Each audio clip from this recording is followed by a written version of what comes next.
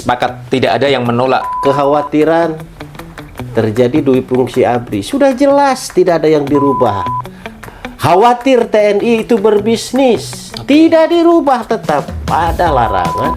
TNI ini kan di bawah presiden.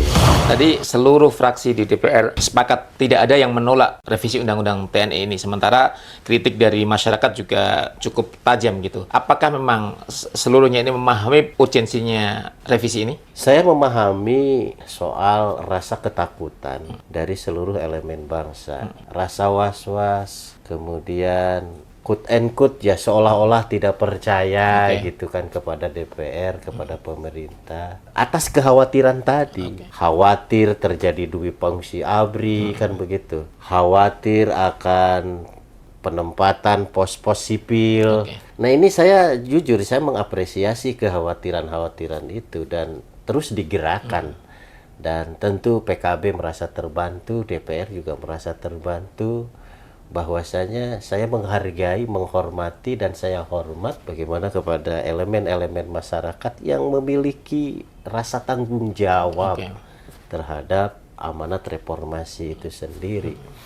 Nah, namun demikian, ini sepertinya terjadi sebuah miskomunikasi. Tidak didapatnya mungkin, saya juga gak paham tidak soal informasi, transparansi informasi ya, karena memang saya di Komisi 1 gitu kan. Tidak perlu khawatir dan tidak perlu cemas bahwasanya ya apa yang dibahas di Panja itu tidak ada satu pasal pun dan tidak ada satu bab pun yang dikhawatirkan oleh masyarakat itu sendiri.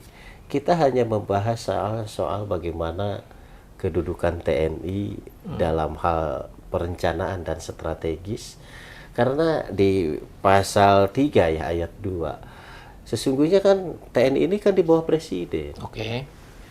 Nah, akan tetapi operasionalnya ini gimana? Di bawah presiden ini kan soal ketika terjadi perang misalkan. Ini komandonya kemana?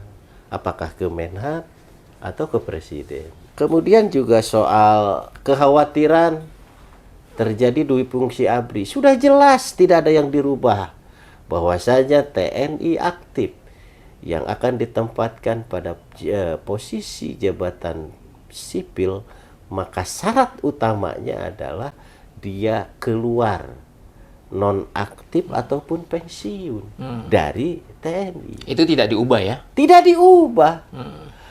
Khawatir TNI itu berbisnis, tidak dirubah, tetap ada larangan berbisnis. Nah, ini gak ada hal-hal yang saya rasa kekhawatiran itu kalau menurut saya ya berlebihan sebenarnya.